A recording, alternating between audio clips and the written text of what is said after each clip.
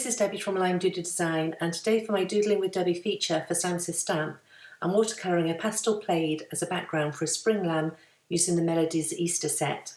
To create the watercolour plaid, I have a set of Gansey Tambi paints, a palette to mix colours and 2 flat-ended paintbrushes.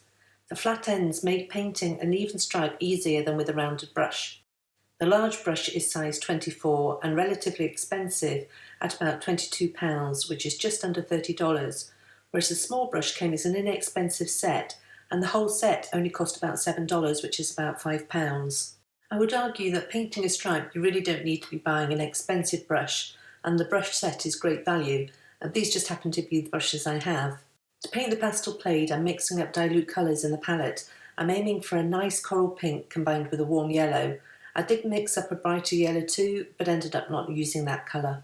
I've taped a 5.5 by 4.25 watercolour card to a board with low tack painter's tape. This will help prevent the card from warping.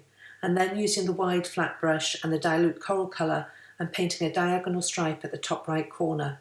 The aim is to have an even light coverage of paint without too much puddling on the surface, because as you will see later, if you get too much paint puddling on the stripe, then it will dry unevenly. Before painting another stripe next to the first one, you have to let the paint dry or speed up the process with a heat tool. If you don't let the stripe dry, then when you paint the next one, the 2 colours will bleed into one another. I sped up the video now as I continue to alternate wide and narrow stripes of the 2 colours. It's also a good idea to leave a gap between some of the stripes to give variation. By the time you've painted the diagonal stripes in the other direction, there will be a minimal amount of the background without any paint at all. I mentioned previously that if there is too much paint puddling on the paper, then you get what are known as blooms, where the paint dries unevenly, as you can see in the wide yellow stripe. This is a handmade card, so I'm just keeping it real and leaving the imperfections and continuing to paint the stripes. By the time the background is fully completed, those imperfections are less noticeable. To accent the stripes further, I'm painting a narrow line of Finetec paint. This is my first time using these paints and I love the shimmer of them. I chose the moon gold colour to use as it has a champagne appearance, which I thought fitted well with the pastel colours. And if I tilt the panel, you can see how the light catches the paint. I'm going to cut the finished piece down with a stitch rectangle, attaching it with washi and then running it through the Big Shot machine to die cut. And now I'm moving on to the sheet from the Melodies Easter set. I've placed a scrap piece of watercolour card in the Mini Misty, placed the sheet on top and then picked up the stamp with the door of the Misty. I'm using VersaFine Onyx Black to stamp the sheep, and as the watercolour card is quite textured, I'm stamping it a couple of times to make sure I get a good impression.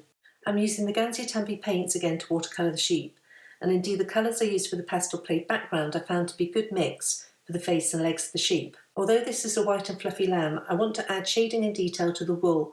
It will still come across as being white, but will have the added interest and look of dimension. I used a watered down black for the wool and a more concentrated black for the hooves, and now I'm using the same watered down black again to add the impression of swirls to the lamb's coat. I deepened up the colours for the face and legs and added some rosy cheeks, and then once dry I lined up the matching dye, kept it in place with washi and then ran it through the Big Shot machine to die cut.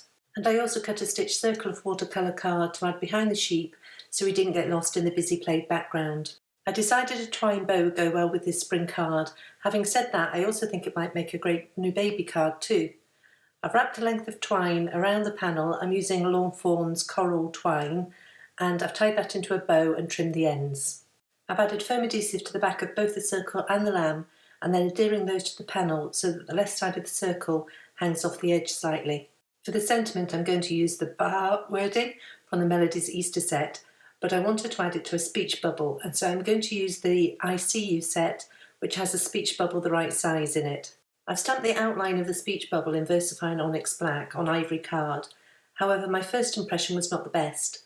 I think the last time I used the stamp, I cleaned it off with a baby wipe, leaving stray threads behind.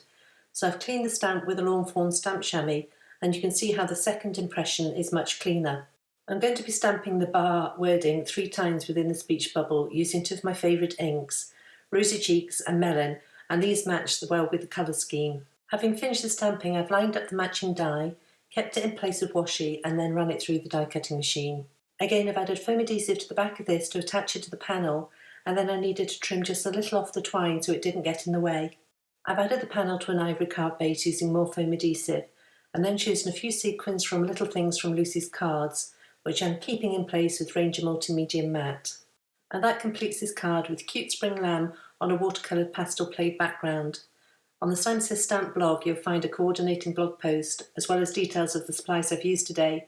If you want to find me, I blog over at limedoodledesign.com.